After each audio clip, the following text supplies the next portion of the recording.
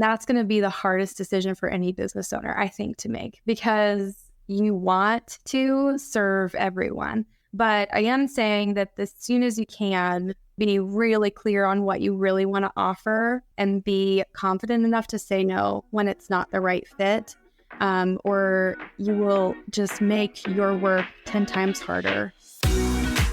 Welcome to Business Origin Stories. I'm Amy Schutte, your guide to crafting a magnetic message for a profitable business. This is the podcast for you if you're ready to claim the transformative power of your own origin story and use it to create a brand that finally stands out. We're here to level up, but more importantly, I'm here to help you elevate your influence, your community, and your impact on the world.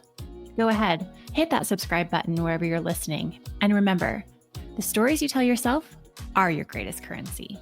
Today on the podcast, I'm talking to Alex Schauer, who is an international brand messaging expert for multi-million-dollar companies and a personal brand strategist for CEOs, executives, and entrepreneurs. She's a StoryBrand certified guide and a personal brand strategist with Brand Builders Group, as well as the founder of Schauer Branding Co. As part of a second-generation family business, Alex strategizes how to grow family businesses by leveraging their long-standing reputation to increase their revenue.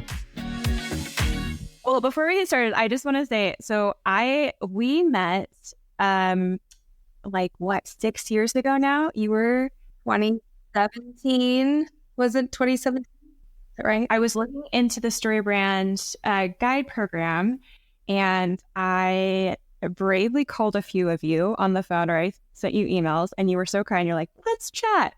You changed the trajectory of my life. You were one of the most influential people because you're like, yeah, this is a thing, and here's this. I don't know. You showed me what was possible. Yeah.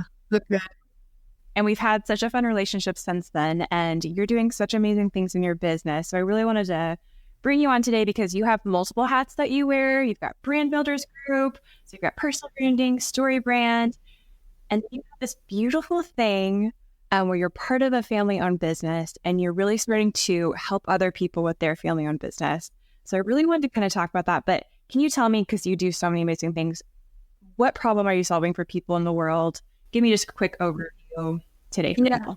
Well, the main thing that I tell people is that I help brands to know what to say and where to say it. And that's probably as simple as I can make what I actually do. It's all kind of based on what we've done with StoryBrand and what I brought into my business from StoryBrand.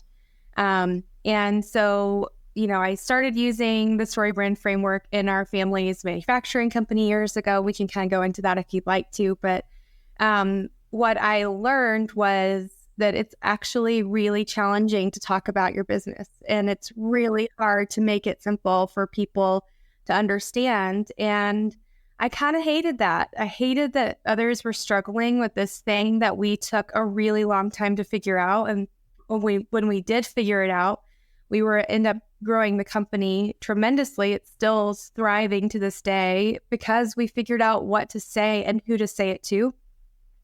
And so I couldn't stand that other companies were dealing with the same problem, and some of which didn't even know that was the problem. They kind of thought, marketing overall isn't working for us. And truly the low-hanging fruit that I see across the board in every single business is if the messaging is off, nothing else is going to work. And so I start there with all of my clients. We sit down and we figure out what is it that we're actually needing to say and who do we need to talk to. And once we figure that out, then we can know where we need to meet the people that need our products the most. So that's what I'm doing these days. I love that. Messaging is so critical. And I think as, the world is so noisy, it's noisy everywhere. We're just bombarded all day long. I think the stat used to be, right? Like we had to see something 8 times before it clicked. And now it's like, you need to see it like 40 times because our attention span is just so much different. But with that messaging, whether it's a family-owned business or not, tell me, because this is core to what you and I do, but you do it so well. Talk to me a little bit about how you start taking people through that process. What's kind of the first thing you do? Because messaging there's a lot of layers to it. So what does it look like for you in your practice? There are a lot of layers. And most of the time I tell people, I'm not going to dive into any of your materials. You feel free to send them my way and I'll file them away until after we've had a conversation. Because I need to have a real conversation with the human on the other side who is willing to say, why the company even came to be in the first place, what problem they were wanting and to solve from the beginning kind of idea. And so, my process is pretty simple. I actually just take a 90-minute interview in the very beginning, and I just start asking the questions that I feel like their audience is probably asking. So one of the first questions I ask them is, who are we talking to the most? And there are lots of, avatar type, exercises out there that you can do. And I'm sure that they're all very helpful. The most helpful thing that a business owner, I think, can do is to look through the roster of all of the clients they've ever worked with or all the customers they've ever served and say the person that we got the biggest win for was this person. And the reason they won so well was because of X, Y, Z. And, whatever that might be. And so, it works in a variety of businesses. And so if you're listening and you don't really know where to start with your messaging, the first question I would say is, if you've worked with clients before, if you worked with customers before, who was the person that you helped win the most? And what was that relationship like? And then I ask a lot of questions about who, that kind of those dynamics so that we can dive in and figure out how do we replicate that person across the board. And then what ends up happening is we start this messaging process that seems a little bit robotic at times, like we're just going to work on messaging. But then you start getting to the heart of the person that they're actually meant to serve, which changes the whole conversation immensely. And then when they start bringing in more clients that are like that person, then their job becomes a lot more enjoyable. Because the truth of the matter is not every client, every customer is who you should be serving.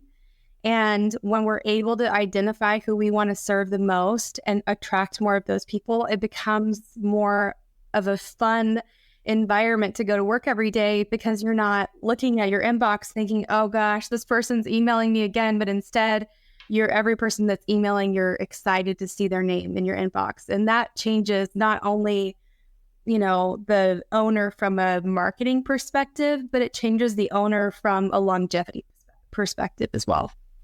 Absolutely. And I think it changes the way you do things within your team and everything else, which I want to go back to your family story, because that testimonial is like, when you see it and when you hear it, it's just one of those, like, is that real? But of course it is. It's amazing. So I want you to brag about it because it's such a cool story. And I think part of that is the messaging coming into a family. Second kind of question to tell us that story of transformation. But then how did it shift the internal messaging of a family? Because family-owned business have a lot more, there's different conversations and opportunities and challenges than someone who's just starting a business on their own without any input at the beginning. So let's talk about that. Okay. So I'll kind of go back to sort of the beginning, I guess, but I married into a family business. And so it's a little bit unique in the fact that it wasn't a business I grew up in. So I had a little bit of a perspective change that I think was actually really beneficial for me coming in, because I saw it differently than the rest of the family did. Everyone else, even my husband, the business started whenever he was 5 years old. So he didn't know life without it. It was just always something that they did. And he actually was their first salesman. So Eric made the first sale for Hank, and at 5 years old, which was pretty interesting and fun. And he continues to do a great job for the company today. But anyway, all of that to say, it was, ingrained in everyone in the family. And then I came along, married into it, and I had a different perspective. I went to school for management, business management. So I kind of came to it with some ideas of like organization and, all the things that they teach you in business school that you should kind of bring to the table. And honestly, I just had no idea the dynamics of a family business. So I often joke that I tried to bring in like a meeting agenda for our like meetings one time, and everybody's like, what is this? Like, who is this girl and why is she bringing a meeting agenda? We talk about this over dinner. Yeah. And so anyway, but I was gung-ho, excited to start working and stuff. And one of the biggest challenges that we had is we started working with a digital agency that was going to help us with the company. And they came back, and really no fault of their own. Now I see that it was no fault of their own. At the time, I got kind of frustrated because they kept on bringing us, renderings, mock-ups of the new website and those kinds of things. And it was all so frustrating because none of it fit us. It didn't fit the company, and it really didn't even fit our customers. And it was all from that lack of having one central message, one thing that we were saying. We had our stats that we were saying, we had the way that we specified products. I mean, all of that was solid. But the story we were telling just wasn't very clear at the time. And honestly, we were trying to reach everyone. So I think it's 95% of our customers are actually schools. And yet we wrote as if everyone in the world was buying our product. And that just wasn't the truth. Not that it couldn't be true. I mean, we are definitely branching out into other markets. But at the time, 95% of our customers were schools. And so I had heard about StoryBrand and started kind of dissecting the way that they talked about messaging and getting the message right. And if you confuse, you lose. And so we just kind of bought in wholeheartedly. And I said, well, if we were going to StoryBrand our website, what would that actually look like? So we went through the process. And one of the main decisions that we made was we're only going to talk to schools. That's the only person we're talking to. The other big decision that we made is we were only going to talk about one of our products, which was an interesting conversation to have because we ended up taking off, we had some other products that we were running simultaneously. We took those off of the main part of the website. You can still purchase them if you had them before and you want more and you're building, they could still call in. But I made the focus just the Hang Safe hooks. So our company name is Hang Safe Hooks, and we sell a safety coat hook.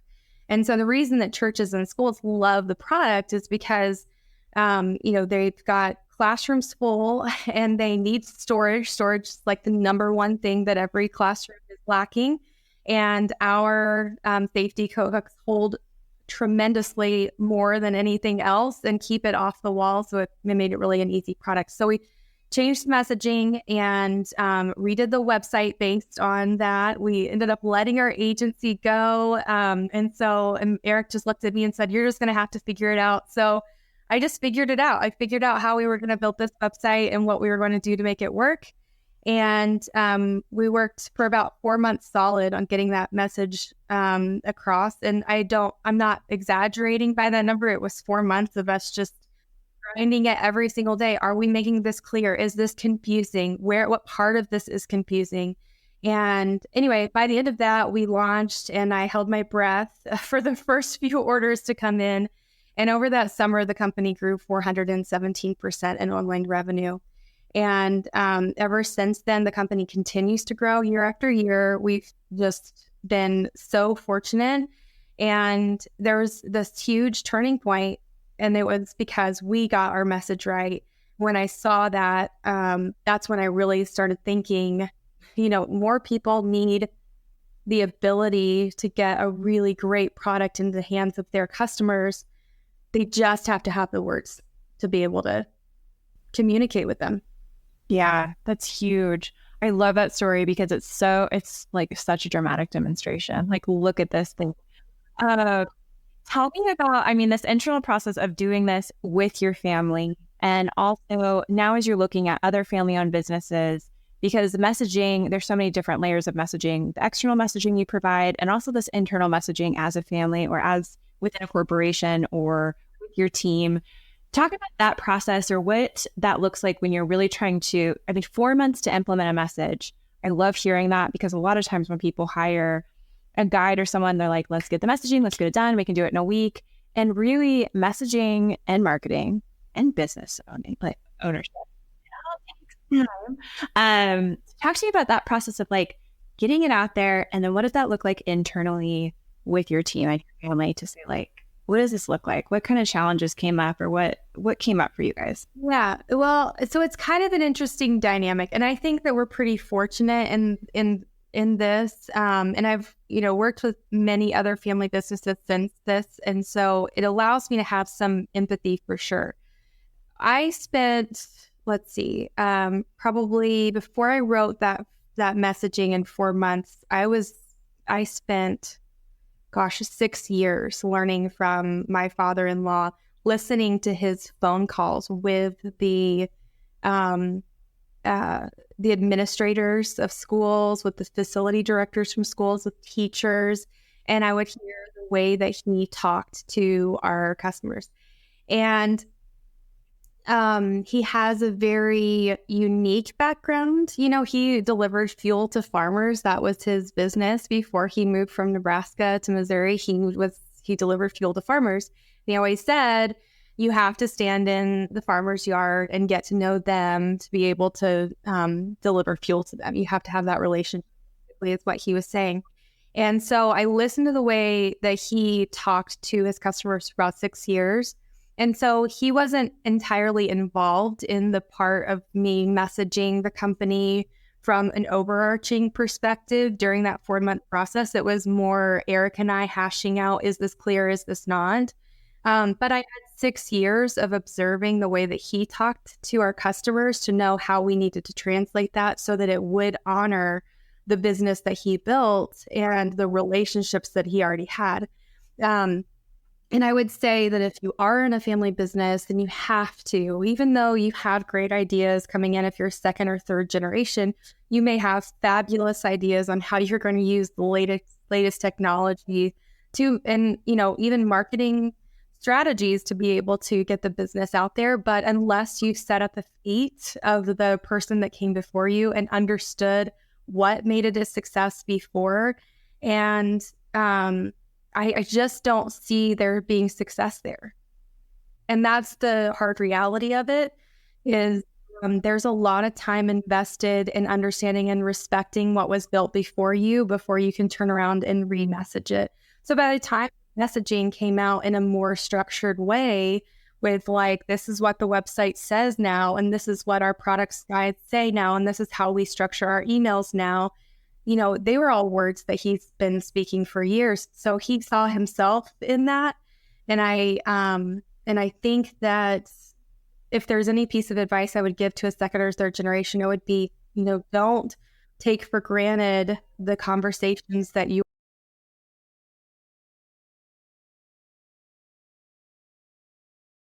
Wow. That's so powerful, though, because I think I loved the story about Nebraska and getting to know this old school relationship-based piece, which is really what messaging is, right? It's being in a relationship with people and you listening to those words and using those words. You probably do that with a lot of your other clients, listening to how they talk to their clients or customers and helping to implement that. But that's so powerful. Actually, I just wanted to hold space for that. Sure. That little gem that you dropped, because that's amazing. Yeah. What other challenges are you seeing with family-owned businesses and helping them as you're helping them with their marketing or with other things? What else comes up as part of this is the respecting the generations that came before and the way that they've created things while also offering innovation and maybe new things to think about. But what are the challenges here that you're seeing over and over again that people should be thoughtful of if they're either marrying into a family-owned business or they're helping them as a consultant, or they're living it day to day in that business? What does that look like? That's an interesting question. I always think that we have a pretty unique situation in which, as much respect I have for my father-in-law, he has equal respect for me and the ideas that I might be bringing to the table. So I think that that's unique. And so if there is a second or third generation that doesn't have that level of respect between the two parties, it's going to be a lot harder. And so that's just the reality of it. The only thing that I can say is some of that comes down to the legal things that you've put in place for the business ongoing. And so, what it actually looked like. So in my hope, I would hope that every family-owned business has a certain structure and a succession plan in place where there's not this confusion and it's very clear. And so I would say, if you are the succession plan for the company, so like you're the second or third or fourth generation, and you know that it is part of the succession plan that you take over one day, that you sit down with those that are currently in that position and you say, what do I need to know? And I think that it's mainly being as humble as possible, to say, what do I need to know going into this when you aren't driving the ship anymore and it's me? When it has to be me, what do I need to know that's going to help me through the challenges that I face? And I would hope that there's going to be some opportunity there, but if you can go into it with as much humility as possible and not go gung-ho. I think, early on, one of our challenges, Eric and I are both, we were 22 and 23. I mean, like big, right? Going in, and we were, we can work all through the night, get up early in the morning. We just wanted to go, go, go, go, go, go, go. And my father-in-law was always really good at being our like pace setter a little bit and bringing in the reins and saying, I like that idea. Can we extend the timeline of it? Can we do some things a little bit differently here? And the times that we kind of bulldozed and said, no, we've got to do this right now, were the times that it was a mistake to do it. And so we learned early on, because of that, to honor the time frame that he would bring to the table. And that allows us today to have the kind of relationship that there's mutual respect. So he's seen us fall a few times, I guess, is what I'm saying, that we're a little more seasoned now. I love that. I think I think that's part of this beautiful piece of creating a business and a legacy business that you want to be passed down through generations. Does it change how, because you have the cutest kids in the world, does it change how you talk to your boys about business, or even as you're creating your own business? Do you think of it as like, this is a business that maybe I'll pass on, or is this maybe a business I'll sell? How has that changed the way you do things versus, another marketing? Yeah, sure. I think that's a good question. We have very open dialogue with our boys. They're 8, 6, and 4. And so I'm sure that a lot of people think that that's a little too young to be talking, but we talk openly about business. We talk openly about creating jobs and what it means for other people when you have a solution to a problem that they're needing to solve in their own life. And so this summer, actually, our 3 boys all started different jobs at our manufacturing company. I mean, very like my 4-year-old uses the shop vac to sweep up and different things like that, and my older one actually has a pretty good ability in the shop to do some assembly with some older guys. No power tools involved, but he's getting them set up and stuff, so it's kind of a fun thing. And they're starting to see how business actually translates into money, which is kind of fun. So I took them to the bank for the first time so they could cash their checks. And so it was a big moment, because being able to see the look on their faces when they got money from the work that they did, they counted it and they all know how much they have and who has the most and those kinds of things. So we have open dialogue with them, and my oldest is definitely starting to get it and understanding, but there's really no expectation on them on whether or not what they choose to do is what they choose to do. If it's something in the business, then, my father-in-law's been awesome to say any Schauer, can have a spot basically here if you want it. And so that would be accessible to them if they worked for it, kind of thing. But also, I have my middle son is a fantastic artist. So, I mean, if art is the direction he wants to go in life, then we support that as well. But we want them to have an understanding about ownership and building a business and what it does to create jobs for others and what it does to solve a problem for the customers that we're solving for. So even at 8, 6, and 4, they have a pretty good idea of what we do and who we do it for and who we do it with. Oh, I love that. That's so fun. The bank experience with the check. That is a moment. Oh, it was a moment. It was a really big moment. And then we let them decide what bank they want to open their own accounts in. So that's the next step, is for them to have their own bank accounts. But they've all chosen their own bank. That's so fun. That's a lot of driving around.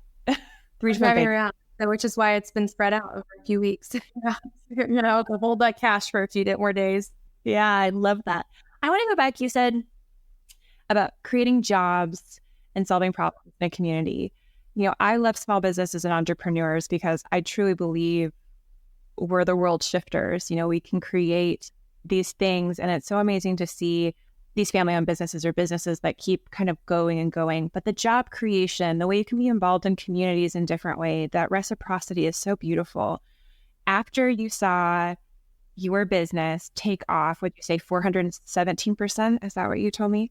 That's crazy. What did you start to see change in the business as far as the way you're able to serve in the community, the jobs, the way your team, how your family communicated? Tell me a little bit about that transformation, because I think that's interesting. I always joke that I became the favorite at Thanksgiving. So that's kind of a joke, but not really. We have, I think what it ended up doing, that kind of growth actually does change the owner's life. It just does. And so that we're extremely grateful for, because, there was a lot of years of blood, sweat, and tears and no growth that had kind of laid a really solid foundation for us. But then we kind of, when we did take that big growth that year, there was a clear change in, what owners were able to take home, which was helpful. And, even things like what kind of equipment we were able to purchase, and kind of amping up the work, even in the shop, and what that looks like. But it did absolutely give us opportunities to hire more people. And we've seen a lot of growth in that area, which has been exciting. And then one of our best employees this year was able to purchase his own business because of the work that he's done over the last, it's probably been at least since 2016 or 2017. So all of the work that he put in, he's now purchasing his own business and going out, and we're so proud of him for that. And so there's just this ripple effect that happens. And so, I think that it's exciting to see growth numbers, because you're like, oh yeah, that's so much more money. But I think more about what the money's able to do. The money's able to buy, better equipment, and it's able to take care of our employees better, and then leave more, of course, for the owners at the end as well. And so all in all, we're just able to do more because there's more money involved. And so it's more than a vanity metric, we're not sitting on a tarmac with an airplane behind us or anything like that. It's like, money does things that you can't do otherwise. And so we're just happy to be able to provide those kind of jobs and opportunities for people. So amazing. For you, this was your first real dip into the messaging piece, right? You came out with management, and then you were like, okay, talk to me about how because this changed your trajectory as well, with starting your business and also having the confidence to say, listen, right out of the gate, we're killing it with this thing. This works. Tell me a little bit about taking that confidence and then now creating the business that you have, because you're serving people all over the world with your work. And I think that is so amazing. So talk to me a little bit about, you had this really great win.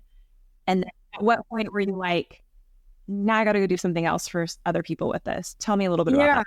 Well, it was kind of progression. I wouldn't say that it was immediately like, I've got to build my own business doing this. It was more like, I know people who really need this. And I felt just honestly that I couldn't, in good faith, go out and help other people do this unless I was certified with StoryBrand.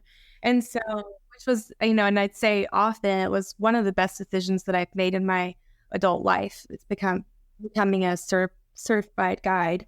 And so it was more like, what else is there to learn from StoryBrand, from the team at StoryBrand, that I could then take back to our business and the businesses that I know. And then I put up a profile on Clarify Your Message, which I think is called marketingmadesimplenowcom. So I kind of aged myself a little bit, but I put a profile up and started getting phone calls. And that first year, it was insane. I mean, I just phone call after phone call, people that I just totally empathized with and understood what they were facing, and really was like, whatever we've got to do to get this fixed for you, we'll get to work, kind of thing. So that area was kind of wild. And I think I worked with 70 clients that first year. And so it really was just from a heart of like, I'm here to serve in this way. And it just expanded really quickly. So I think about 2 months after my profile went live with StoryBrand, my husband said, I don't think that this is your side gig anymore. I think this is a business. And so I started branching out, where I was bringing in most of my income from my business, instead of just as an employee of HangSafe Hooks. And so, I've always kept HangSafe on the roster of clients. I still dream and think of things for HangSafe as well. And there's a certain amount of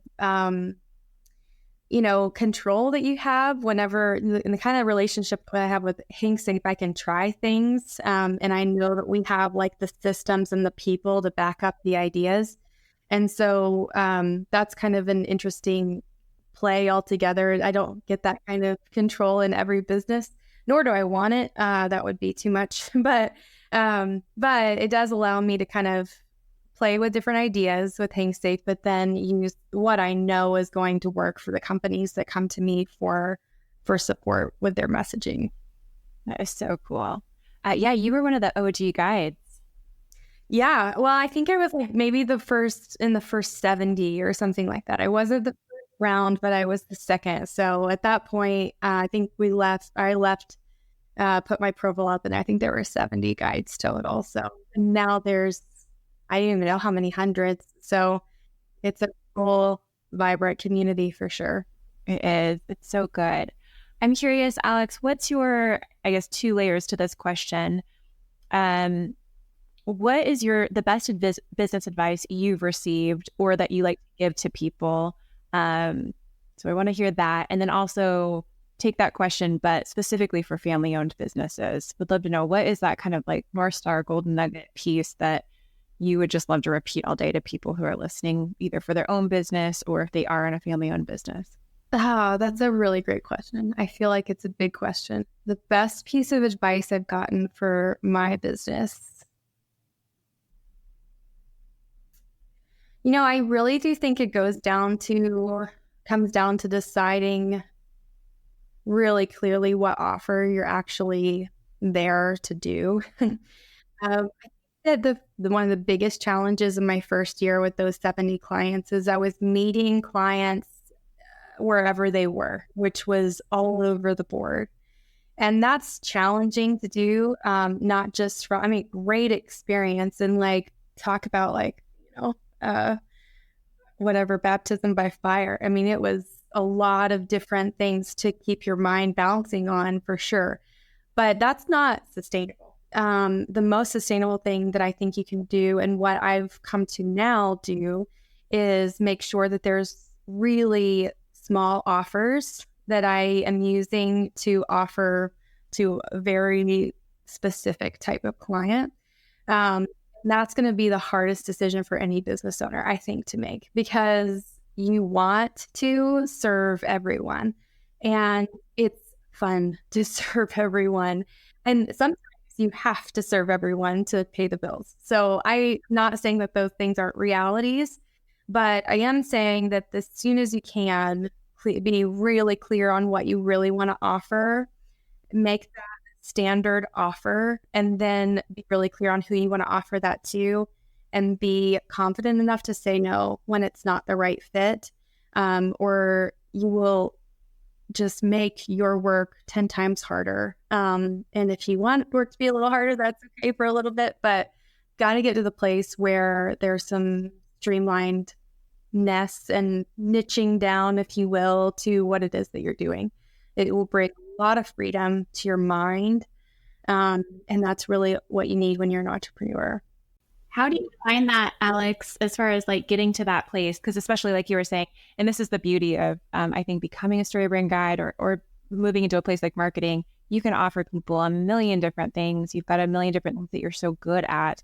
But as you're niching down and trying to figure that out, what was the thing that was like, oh, okay, I can feel safe enough doing this, or this aligns well enough with the heart of who I am that I'm actually going to go for it?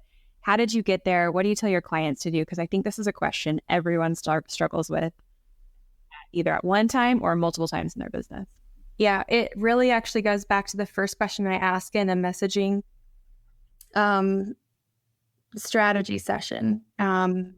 Who is it that you love to serve, and how did you help them win? And when I'm honest with myself on that question, it comes down to I helped them win by knowing what to say about their business. And even the majority of the feedback that I would get from clients was, how have we not been able to say this for 20 years? And you came in and were able to turn around and help us say what we've been trying to say in a matter of weeks. And you hear that enough that you start saying, okay, I think there's a pattern here. And also, it's the, I don't want to say least time consuming, because I spend a lot of time on messaging, but it's the part that there's a lot of flow for me. So once I start that process, you get me 1 minute in to start working on someone's messaging, then I can stay in a flow state for a long time to be able to get on the other side of it.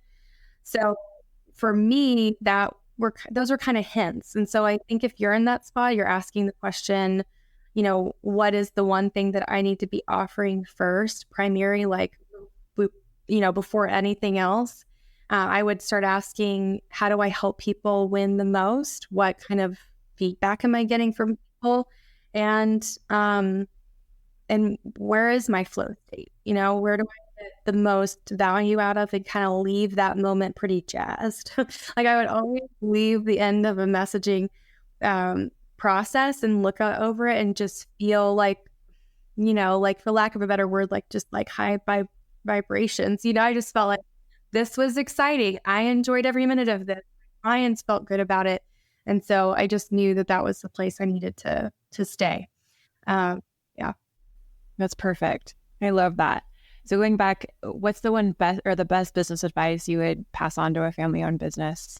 Honestly, I don't think that it's the same answer. I think that it's true about everything every company I've ever met is always looking for the next thing that's going to make them the most, money, that's going to increase their revenue, instead of doubling down on the thing that they actually know is going to grow the company. I think that, even at our situation, I feel like, we had some really great, complementary products with our coat racks. And some of them are so requested. And honestly, when they are, it's almost like, oh gosh, but how do we even do that? We haven't done it in so long. And I think that there's a good place to be when you're just flowing out the thing that you need to be doubled down on. And I've seen too many business owners scattered, and this goes for family businesses and business owners in general, but I've seen too many of them scattered looking for the next thing that's going to bring about a lot of success for them. And honestly, most of the time I just want to say, but what you have in your hand right now is really special. And we've got to get that going first before we can start dividing our focus into anything else. And of course, it goes back to the idea of freedom, then to freedom of mind, to be able to do what you're supposed to do. Is freedom a top value for you? It's interesting. It's come up a few times in this call. It may be. Why? Quite a bit. Yeah, there's probably quite a bit of me that thinks, there's too much good in this world, and there's too much opportunity in this world for anyone to feel like you're living, in a, prison of your own creation. There's, I don't think that's how we were designed. I don't think that's how we were made, to ever feel like we were in bondage by anything in our worlds. And I think that if we're honest with ourselves and we can ask the really tough questions, then we can find freedom. Yeah. Yeah. So many of us, I think, start our business because we want more freedom. And then, you get into everything and there's just a lot and it can kind of be this thing. So I love that you're calling that out because I think that is what we all want. And it's totally possible in your business, but it is having, like you said, really getting clear on your messaging and your offers. There's ways to get to freedom so people aren't spinning their wheels and just overwhelmed all the time. Well, and that's the thing. You'll hear it said often that entrepreneurs will be like, I left my 9 to 5 so I could work 24/7 or something along those lines. I mean, there's so much truth to that. Like, I'm not disregarding that at all, but I'm saying that when you create the thing that you're supposed to be doing, and when you're really solving a problem for people, and it's occupying a part of your brain that is like fulfilling the deepest part of what you're put on this planet to do, then yeah, you left your 9 to 5 for 24/7, but the 24/7 is totally worth it whenever you're looking at any alternatives, building something for someone else, because you're saying I'm building something for me, for my family, and for all the people that I'm meant to serve. And there's a lot of, I think that you can escape the regret of entrepreneurship if you stay focused on why you started and who you started it for. What does that look like for family-owned businesses when they're when they're moving from one generation to the next, where maybe the first generation was in that flow state, they've created something, they've worked really, really hard for it. And then you've got the second generation or third or fourth, whatever generation is coming in, and they're like, okay, yeah, this is part of my life. I already know this. I'm going to be here. Might not quite be that same piece. Do you see that a lot in business? I know you talked about, like, with your kids, fully giving them permission to do what they want, but when you're doing marketing or consulting for family-owned businesses, tell me about, how do you kind of reconcile that piece? Because I think that's a big part of businesses not being able to transfer from generation to generation. Right. It's true. I think a lot of the reason that, or what I see works, let me say it that way. Because whenever here's the thing, if I am sitting across the table from a family-owned business and there is a lot of animosity between one generation and the next generation, there's a bigger, deeper level of something that needs to happen from a therapy standpoint that I cannot get involved in. I mean, I'm not qualified for that conversation, and truly, like, messaging isn't going to fix it. There's different things there. So I'm fortunate in the fact that the family businesses I've worked with are like third and fourth generation, second and fourth generation, that like have this deep rooted respect for the people that came before them. They understand what strengths they brought to the table, and then they also understand the strengths they're bringing to the table, and they see how they're different. And so, I worked with a furniture company years ago as a fourth generation, and so like, the cousin and, I was working with his cousin, and they're, collaborating on things together, but they all have their own like pieces in the company, and they have their own strengths that they bring to the table. And that was like honed over a lifetime. So one time I asked him, I said, I have young boys. What do I need to do to make sure that there's like this respect like you have for your family business? And he said, you get them involved as quickly as possible in the business. So I took that to heart, which is why all the boys have their moments in the business, because I want them to see what's here and what's available to them, and to hone some skills for their own. And I think that that's what it is, knowing that you're not going to be a carbon copy of your dad or grandfather or grandmother or mother. You're going to be your own individual person with own individual skills, who's going to be able to take the company to maybe a new kind of dimension, if you will.